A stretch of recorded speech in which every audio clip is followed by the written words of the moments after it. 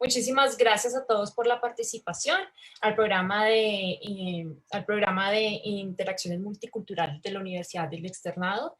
Un saludo muy especial al mayor Gabriel y al doctor Pastor. Si me permiten, quisiera compartir pantalla, si puedo. Sí, Sí, ya está.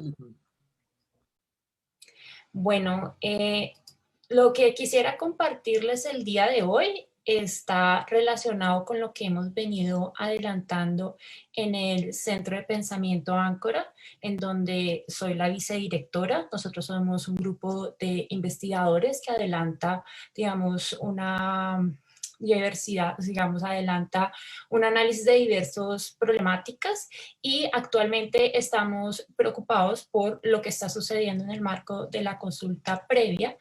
Y pues básicamente mi presentación está enfocada a presentarles, a exponerles los análisis y los planteamientos que hemos adelantado a partir de las propuestas de modificación al decreto 1066 de 2015 que viene generando o que viene promoviendo el Ministerio del Interior.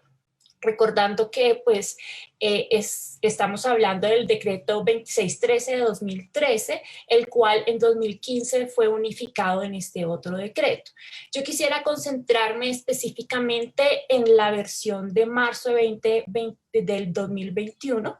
Quisiera manifestar que pues al respecto tenemos el decreto 2353 del 2019, la directiva presidencial 08 del 2020, la propuesta de modificación al decreto que el Ministerio publicó en su página web en septiembre. Luego tenemos el decreto que fue propuesto y del que se definió una ruta metodológica en diciembre del 2020 y el decreto que socializó el Ministerio en su página web en marzo del 2021. Y frente a toda esta normatividad, yo quiero centrarme en este último de marzo de 21. ¿Cuál es nuestro planteamiento frente a esta última versión que está presentando el Ministerio del Interior? Lo primero es que para nosotros, para el Centro de Pensamiento Áncora, esto es una propuesta inconstitucional. Y existen varios argumentos alrededor, pero yo me voy a centrar en 4. Lo primero es que nace de una interpretación errónea de la sentencia 123 del 2018 de la Corte Constitucional. Lo segundo es que al momento de publicar o de socializar este decreto en la página web del Ministerio del Interior, se desconoce que existe una ruta metodológica vigente que también pretende modificar, pues que también pretende revisar o consultar un proyecto de ley que modifica el decreto 1066. Entonces, digamos que ahí tenemos unas críticas formales y por el otro lado, pues desarrolla contenidos estatutarios, esta norma, y además esos contenidos estatutarios terminan siendo regresivos frente a la consulta y el consentimiento. Y ahí, digamos, vamos a tener unas críticas de carácter sustancial. ¿Cuáles son estas críticas formales? Entonces hay 2 puntos aquí muy importantes para tener en cuenta. Lo primero es lo concerniente a la Corte Constitucional, la sentencia 123 del 2018, y lo segundo es, como ya lo mencioné, la ruta metodológica que está vigente. No voy a detenerme mucho en este punto porque, digamos, hemos venido desde el mes de enero generando varios recursos, varios debates sobre lo que está pasando con esta consulta previa, con estas modificaciones a la reglamentación. Simplemente quiero decirles que pues tenemos la campaña Consulta a la Consulta y en nuestra página web www.pensamientoancora.org consulta a la consulta van a encontrar todos los recursos y de videos, documentos, etcétera, que hemos venido compartiendo frente a este debate. En materia específica de las SU 123 del 2018, rápidamente para recordarles, esta es una sentencia de suma importancia en materia de consulta previa, porque lo que hace la Corte Constitucional aquí es recoger y organizar todos los criterios y las reglas proferidas jurisprudencialmente por la Corte de manera histórica sobre consulta previa y las unifica en esta sentencia. Entonces, básicamente, si uno quiere saber cuál es la línea jurisprudencial de consulta previa, pues uno acude a esta sentencia, así de importante es. Y en esta sentencia, básicamente lo que hace la Corte Constitucional es cuestionar todas las problemáticas que derivan de la certificación de presencia que venía profiriendo el Ministerio del Interior en materia de consulta previa y, digamos, las cuestiona porque considera que lo que está sucediendo, los problemas, el número tan alto que el doctor Pastor nos hablaba sobre consultas previas, de tutelas contra consultas previas, era porque la institucionalidad no era lo suficientemente robusta, capaz para lograr certificaciones que realmente reflejaran lo que estaba pasando en los territorios y reflejaran la propiedad territorial de los diferentes pueblos. Entonces, lo que la Corte Constitucional dice es, uno, por favor, tienen que realizar ajustes a la institucionalidad para que la certificación de presencia no constituya el obstáculo al desarrollo del país. Y segundo, pues hay que regular lo concerniente a la afectación directa, porque es que la consulta previa, dice la Corte, no depende del certificado de presencia, sino de si hay o no afectación directa. Entonces, aquí lo que quiero señalar, que creo que no lo hemos dicho, es que la SU tiene dos órdenes concretas, una que le hace al gobierno y otra que le hace al Congreso de la República. Entonces, esa exhortación en términos de contenido es regulemos lo correspondiente al certificado de presencia por un lado y lo de afectación directa por el otro. Pero además, también dicen necesitamos una reglamentación institucional, necesitamos ajustes para que esa institución sea fuerte y no constituya el impedimento para la garantía de la consulta previa. Entonces, como lo mencioné, en el contenido vamos a hablar de regulación y en el contenido de reglamentación, porque creemos que este ha sido uno de los grandes tropiezos al momento de interpretar la sentencia de la Corte Constitucional. Mezclar estas dos categorías que por sí mismas tienen un contenido y un objetivo distinto en términos constitucionales. Cuando hablamos de regulación, estamos hablando de ese proceso en el cual se hace el desarrollo, el contenido esencial de los preceptos constitucionales, es decir, las leyes. Cuando hablamos de la reglamentación, son las formas como la rama ejecutiva va a ejecutar y administrar esas leyes. De ahí que hay una necesidad de hacer esta diferenciación, porque esto es lo que nos va a permitir en términos de la sentencia saber qué orden era a quién. Entonces, nuestro planteamiento es, la Corte exhortó al Congreso a regular el contenido estatutario de la consulta previa en lo que respecta a lo que es la certificación de presencia, pero sobre todo a lo que significa la afectación directa. En el otro sentido es que también exhortó al gobierno nacional a reglamentar sus instituciones, es decir, ajustar a esas instituciones, y eso obviamente tiene que ir por un decreto. Ahora, ¿qué es lo que sucede aquí? El Ministerio del Interior lo que hizo fue una interpretación errónea, completamente errónea, de estas dos categorías de exhortación de reglamentación y de regulación. Y creo que esto también parte de cómo está escrita y redactada la sentencia SU 123, porque si uno no tiene claridad conceptual sobre estas categorías y su importancia en términos constitucional, uno puede caer en la equivocación de pensar que lo que está haciendo la Corte Constitucional es exhortando tanto al gobierno como al Congreso para que ambos de alguna manera regulen lo correspondiente a la consulta previa. Entonces, en esa interpretación errónea del Ministerio del Interior, ¿qué es lo que sucedió? Pues ellos ajustaron lo que supuestamente tenían que ajustar, pero terminaron regulando. Entonces, eliminaron la certificación de presencia porque para ellos básicamente esto era lo que la Corte Constitucional decía que estaba mal dentro de todo el proceso, y crearon la Dirección de Autoridad Nacional de Consulta Previa del Decreto 2353 del 2019. Y esa dirección, entonces, lo que ahora es quien ahora determina unilateralmente la afectación directa.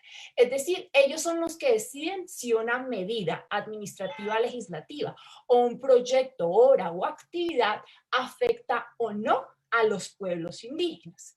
Y aquí, como es unilateral, no necesitan de la participación de los pueblos para definir si hay afectación o no. Ellos lo hacen solos y se basan en los criterios ya establecidos en la sentencia SU 123 del 2018.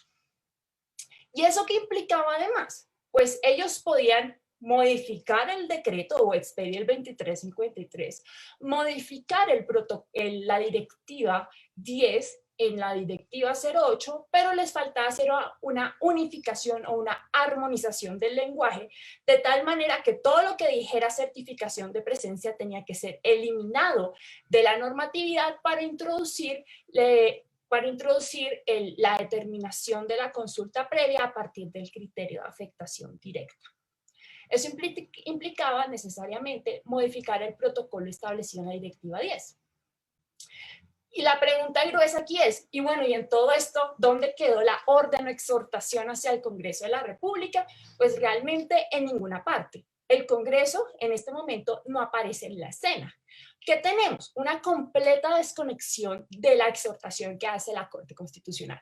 Por un lado, y por una corriente, va el Gobierno Nacional, el cual entonces está cambiando toda la consulta previa, todo el contenido, todo el procedimiento, la institucionalidad, a través del decreto 2353 y la directiva 08. Y eso le ha permitido proferir 400 resoluciones, 454 para ser exactos, 454 resoluciones en donde de manera unilateral define si hay consulta previa o no, de las cuales el 80% ha negado. Más del 80, específicamente el 86%.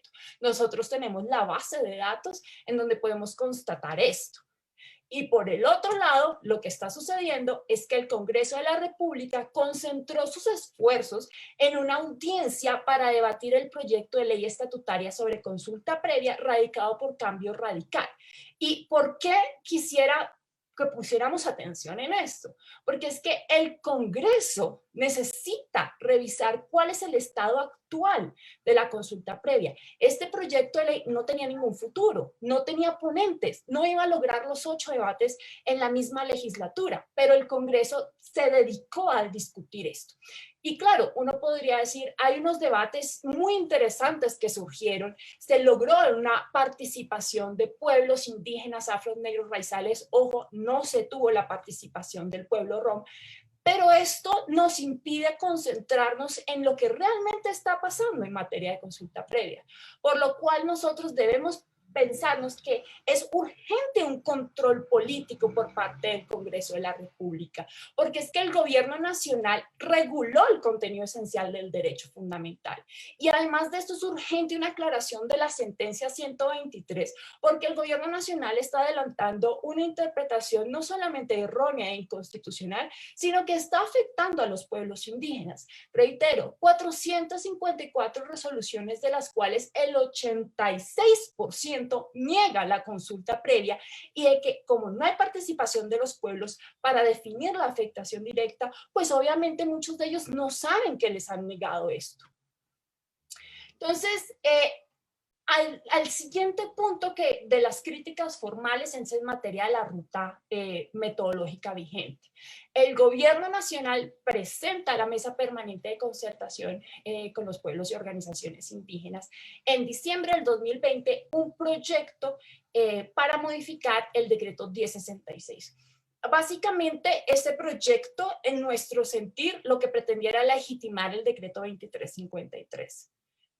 Esta ruta metodológica inició con un debate muy interesante, pero cuando llegó febrero no habían las garantías, el gobierno no estaba dando las garantías para que se pudiera continuar con el proceso. Esto llevó a las organizaciones indígenas a suspenderlo en marzo 21, básicamente el 1 de marzo.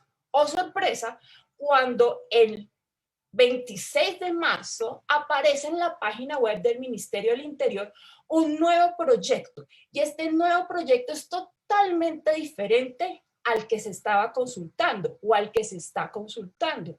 Es tan diferente que deroga completamente el protocolo de coordinación interinstitucional. Entonces, no entendemos en qué parte de la consulta previa estamos. Entonces, aquí hay unos puntos muy importantes porque, claro, uno, estamos ante un nuevo decreto y frente a este nuevo decreto estamos ignorando completamente que hay una ruta metodológica suspendida pero vigente de la que el ministerio realmente no se ha pronunciado. Entonces, esto nos lleva justamente a ver por qué el ministerio publica y si tiene el ministerio la competencia para publicar este tipo de normas cuando, digamos, hay una consulta. Entonces, lo primero que uno debería señalar es el decreto 1273 del 2020. En este decreto se ordena a todo el gobierno, básicamente, a que ellos tienen que publicar sus propuestas en la página web antes de ser expedidas. Entonces, el procedimiento es, lo publican con la memoria justificativa, está disponible por 15 días en los cuales hay una participación ciudadana, entonces uno envía a un correo electrónico sus observaciones, luego esos 15 días ellos tienen que recopilar, compilar y hacer un informe con todas esas modificaciones y luego publicarlo y ahí sí remitir el documento a la Secretaría Jurídica de Presidencia para su expedición. Uno dice, en este decreto no es absolutamente claro el momento en que se publica cuando este proyecto merece consulta previa. ¿Se debe publicar antes o se debe publicar después de la consulta previa? Y aquí es donde el Consejo Regional Indígena del Cauca tiene una interpretación muy fuerte sobre el asunto. Y es que en el decreto 1609 del 2015, también que reglamenta todo esto en términos de cómo debería proceder el gobierno para la expedición de sus decretos, aclara que las memorias justificativas deben ser claras frente a la garantía de la consulta previa.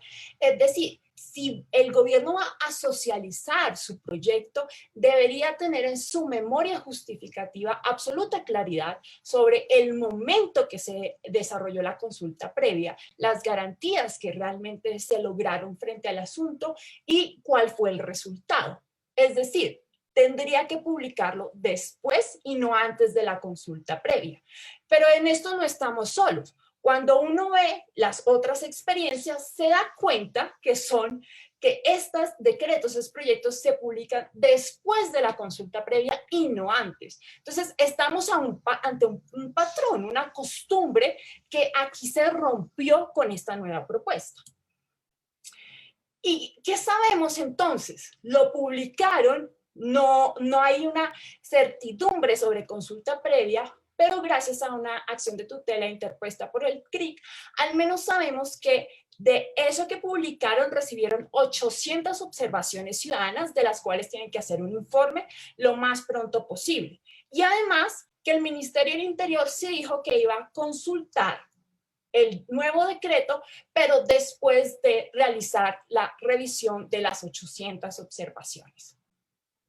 Entonces, una nueva propuesta, nuevas preguntas y nuevas incertidumbres. ¿Qué va a pasar con la ruta metodológica que ya está? ¿Se va a concertar una nueva ruta metodológica? Porque estamos hablando de un proyecto totalmente distinto. ¿Qué viabilidad tiene formular una ruta metodológica de un decreto que es inconstitucional? Y ya vamos a ver por qué. ¿Cuándo vamos a conocer el informe con las conclusiones de las 800 intervenciones? Yo tengo bastante interés sobre el asunto. ¿Y por qué el Ministerio del Interior no es claro sobre lo que está haciendo? ¿Está improvisando? Entonces, ahora sí vamos a las razones por las cuales, que son las críticas sustanciales, decimos que esto es un decreto abiertamente inconstitucional o un proyecto. Unos puntos rápidos. Primero, el decreto nuevo nos está citando todo el tiempo las sentencias SU 123 del 2019, especialmente en los considerandos. Aquí hay un punto. Citar constantemente a la Corte Constitucional no exime al gobierno del carácter estatutario que debe obedecer de la consulta previa. Segundo, para el doctor Pastor, ellos están diciendo que con este decreto ellos cumplen el protocolo de consulta previa propuesto en el primer Congreso Nacional Autónomo del Pueblo Negro Afrocolombiano, Palenquero y Raizal, desarrollado en el 2013. Es decir, esos protocolos autonómicos, el gobierno los desconoce para decir que esta es la verdadera respuesta a ese protocolo que se formuló o que se pretendía desde el 2013. Tercero, deroga todo el protocolo de coordinación interinstitucional para la consulta previa, es decir, el decreto 2613 del 2013, la directiva 10, también deroga el decreto 1320 de 1998 y obviamente pues pretende quitar todo lo que corresponde a certificación de presencia para dejar determinación de consulta previa. Y espero tener el tiempo suficiente porque, digamos, lo que quería plantear aquí es que tenemos en el convenio 169 lo mínimo que existe en materia del derecho fundamental a la consulta previa, en donde se nos define un titular, un responsable, una obligación y un contenido y mecanismos de exigibilidad. Entonces, básicamente, tenemos que el titular son los pueblos, contenido es que pues toda medida que los afecta directamente tienen que consultarse a través de unos medios, instituciones, procedimientos y condiciones para garantizar una participación libre. Tenemos que es una obligación de carácter positivo en cabeza del Estado y que además el objetivo es lograr el acuerdo o el consentimiento. Y esto nos lleva justamente a comprender que la consulta previa tiene 3 puntos esenciales. Primero, es un derecho fundamental. Segundo, es un mecanismo de participación muy importante en nuestra democracia colombiana, que es una democracia participativa que tiene mecanismos de representación, pero también mecanismos de democracia directa. Y por el otro, es un mecanismo de reparación. Es un proceso que implica que se debe garantizar a través de un debido proceso y pues es un mecanismo de reparación, ustedes lo saben, no me voy a detener en este punto. Este es el objeto del decreto y lo que quiero que vean es que se reglamenta el procedimiento, básicamente. Es la reglamentación del procedimiento. Y aquí entonces, si aplicamos nuestros criterios de que el contenido esencial del derecho se define por el titular, el responsable, el contenido y el mecanismo de exigibilidad, lo que nos vamos a encontrar es que sí, en efecto, reconocen que el titular son los pueblos, pero restringe el tema de la autoridad representativa, porque solo van a considerar a las autoridades representativas a los que estén registrados en el RUNE. Entonces, por ejemplo, autoridades de carácter espiritual tradicionales, que son esenciales en muchas consultas previas, no van a ser reconocidas como autoridades representativas con voz dentro de estos procesos. Segundo, sí, reconoce que el responsable es el Estado, pero todo está concentrado en la Dirección de Autoridad Nacional de Consulta Previa. Los entes de control realmente no aparecen. No se habla como tal de la Defensoría o de la Procuraduría, se dice que pueden participar si ellos desean, pero todo el centro está en el Ministerio del Interior.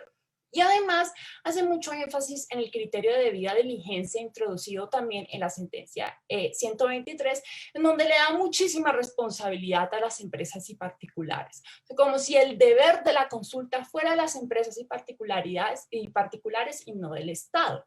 Ahora, en materia del contenido, hay varios puntos que llaman la atención. Entonces, indica qué es lo que se consulta. El convenio 169 es muy amplio y recuerden que el decreto 2613 hablaba de los fines. Ahora digamos, esto ya va a regir para absolutamente toda medida, proyecto, obra o actividad. Es decir, este procedimiento de consulta va a ser para todas las consultas. Segundo, define la afectación directa. Voy a ver si alcanzo a hablar de eso. Tercero, establece fases y tiempos. Entonces, por ejemplo, dice que las medidas administrativas y legislativas se consultan en 3 meses y los POA en 5 meses, o sea, pone tiempos. El cuarto es que propone deberes y prohibiciones a la participación. Aquí hay un punto que me parece muy interesante y es que pareciera que estos deberes y prohibiciones se las pones a los pueblos más que a las empresas y particulares o al Ministerio del Interior. Y es también interesante porque quien evalúa si se cumplen con los deberes o se está realizando una de las prohibiciones es el Ministerio del Interior. Y además plantea los criterios sobre los acuerdos y cuándo obtener el consentimiento. Ahora, el consentimiento depende del tipo de impacto, pero recordemos que las afectaciones no las definen realmente los pueblos, sino que las define previamente la Autoridad Nacional de Consulta Previa. Y en materia de mecanismos de exigibilidad, pues nos dice que son recursos administrativos, es decir, recurso de reposición y recurso de impugnación sobre resoluciones que realmente no conocen los pueblos indígenas, porque ellos no hacen parte del proceso de solicitud.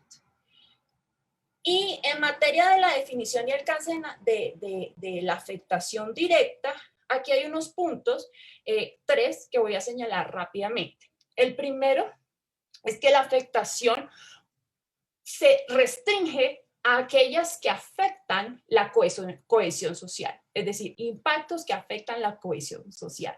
Esto no es del ministerio, esto es un problema de la sentencia 123 de 2018, y aquí voy a hacer un pequeño paréntesis, y es que una de las cosas que hay que tener mucho cuidado con las sentencias de la Corte Constitucional es que si bien son muy progresivas en muchos puntos, lo cierto es que ellas están también regulando y reglamentando la consulta previa sin consultarle a los pueblos. De ahí tantos errores, porque ellos no generan un diálogo con las autoridades, no generan un diálogo con los pueblos. Entonces cometen muchos errores, como por ejemplo decir que solamente se consulta cuando hay un impacto sobre la cohesión social.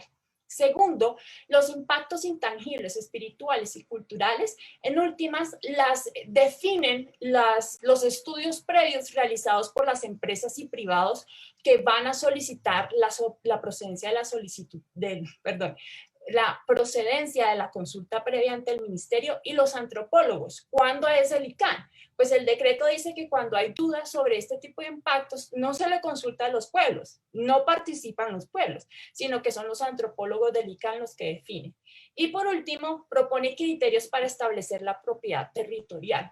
Ojo, la Corte Constitucional, por ejemplo, ha avanzado sobre el tema de cómo comprender el territorio y la propiedad, pero ellos utilizan 3 criterios: intensidad, permanencia efectiva y exclusividad. Intensidad es el grado de utilización, la permanencia efectiva, el tiempo prolongado y de forma sostenida, como si en Colombia no existiera un conflicto armado y como si los autos 04 y 005 no fueran muy claros sobre el tema del desplazamiento y el confinamiento. Y por último, el tema de la exclusividad, que es que solo se va a consultar territorios en donde solamente hay un pueblo. Entonces, si hay, digamos, aquí quedan muchas dudas. Si están los indígenas o negros o afros en el mismo territorio, entonces no hay consulta previa.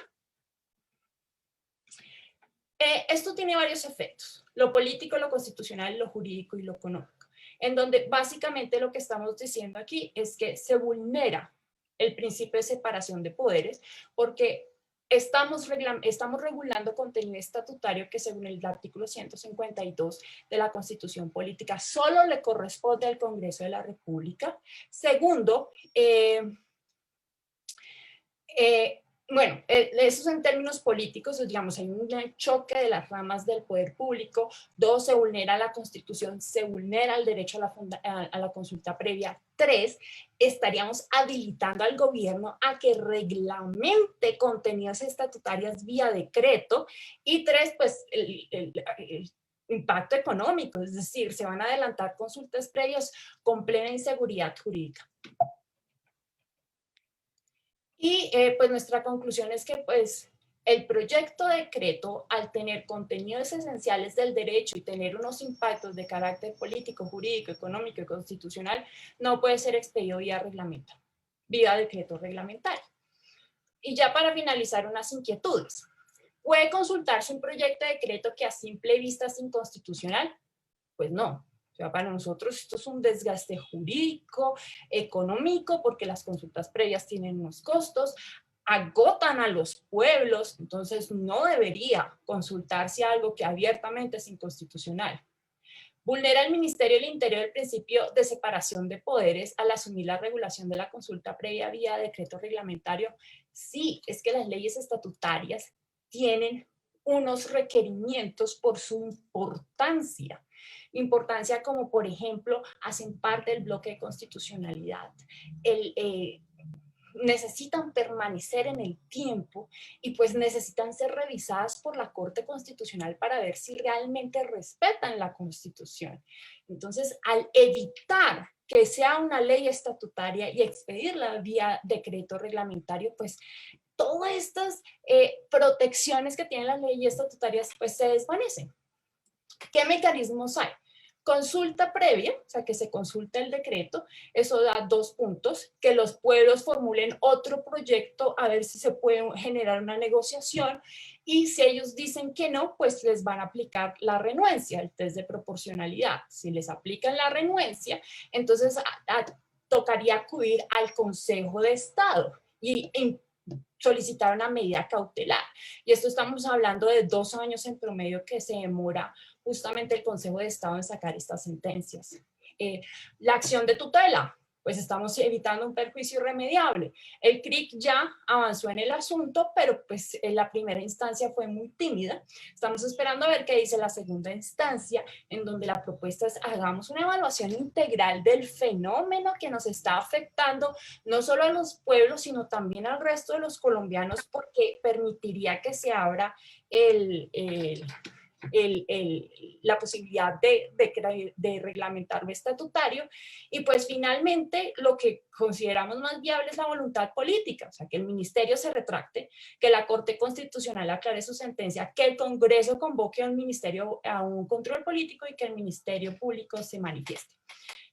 ¿Ya existe el perjuicio irremediable? Sí, porque el decreto 2353 del 2019 está vigente.